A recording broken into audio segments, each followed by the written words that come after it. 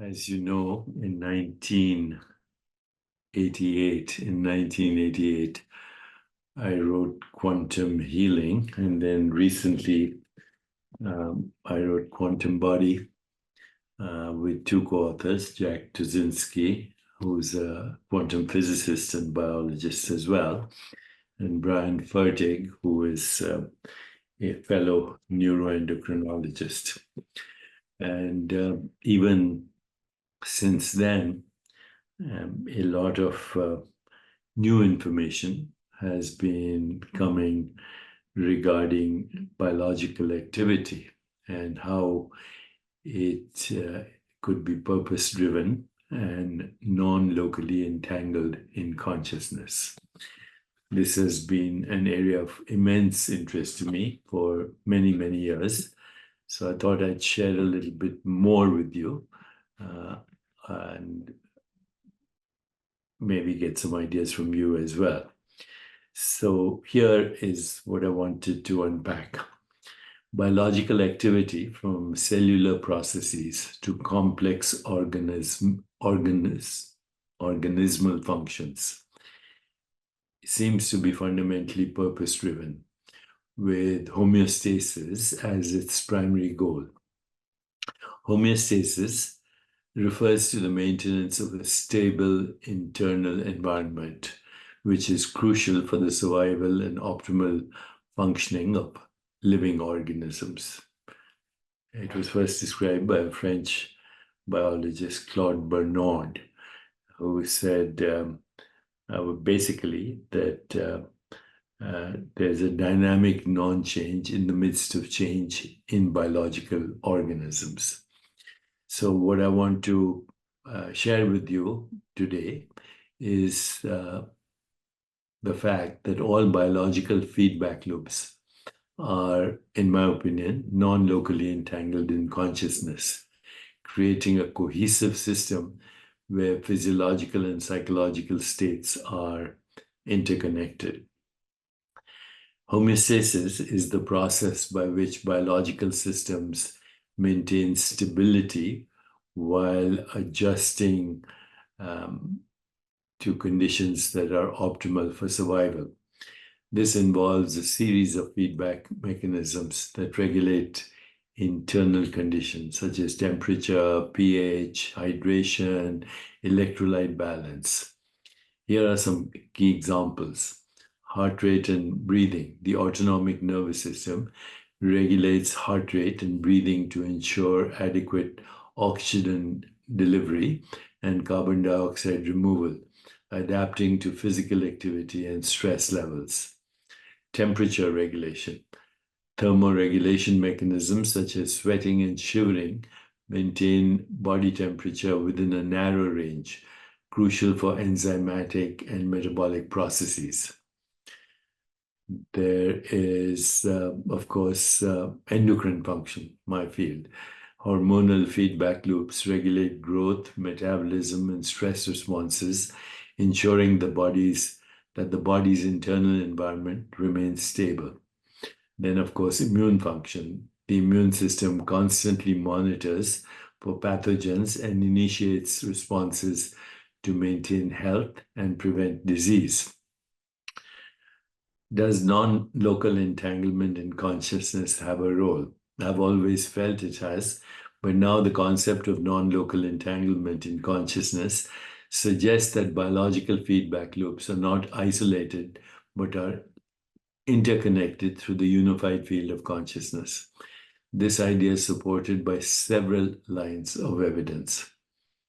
So you may have heard of the term psychoneuroimmunology. I actually am familiar with this term since my days as a fellow and a resident.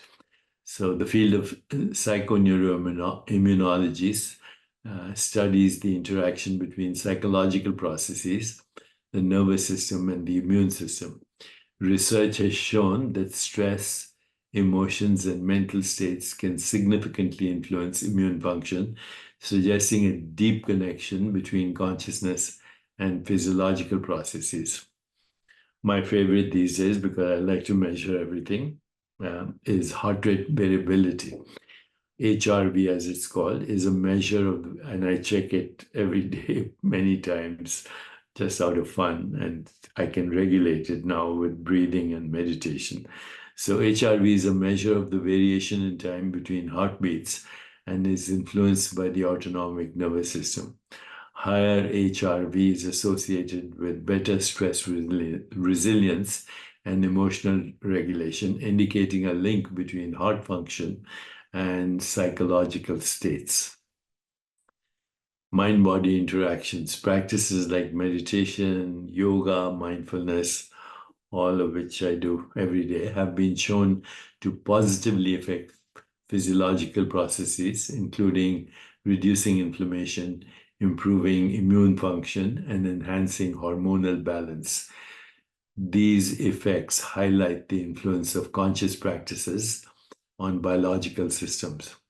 And of course, for years and years, physicians have known about the placebo effect, which demonstrates how belief and expectation can lead to real physiological changes.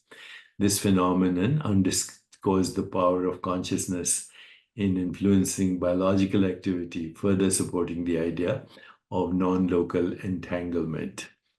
Biological feedback loops operate through complex networks that integrate signals from various systems to maintain homeostasis. These loops are influenced by and in turn influence conscious experience. The hypothalamic pituitary adrenal axis, frequently referred to HPA axis, regulates the stress response. Chronic stress can disrupt this feedback loop, leading to imbalances in cortisol levels and impacting overall health. Conversely, positive mental states can enhance the resilience of the system. Then, of course, recently, a lot of research is on the gut-brain axis. The bidirectional communication between the gut and the brain involves neural, hormonal, and immune pathways.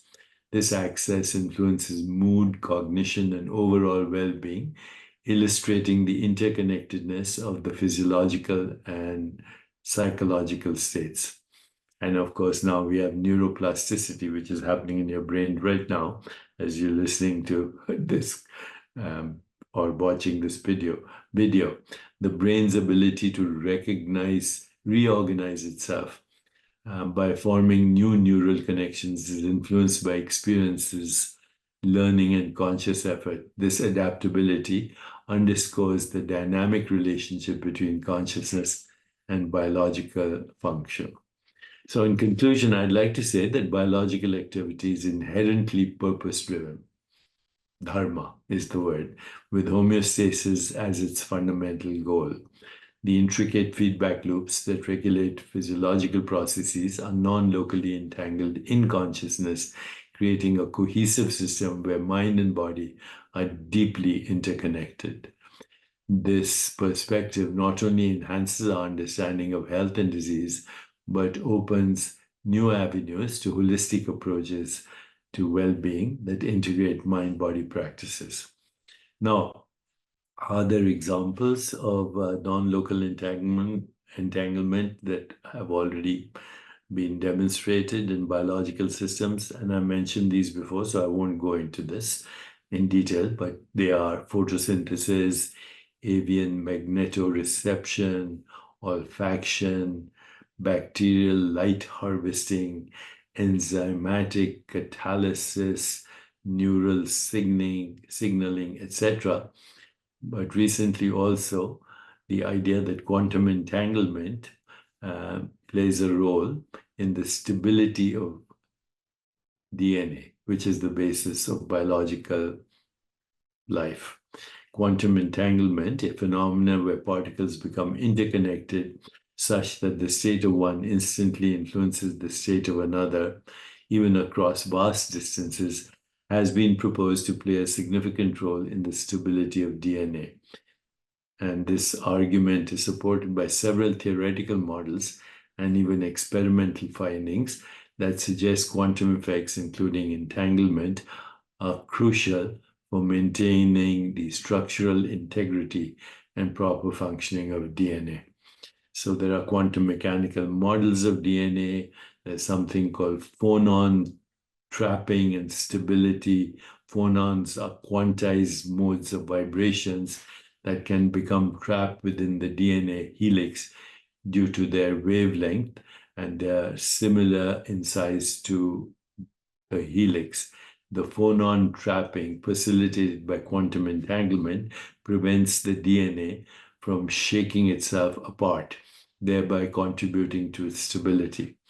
The entanglement of these phonons ensures that the oscillations of the nucleotide bases are synchronized, maintaining the overall structure of the DNA.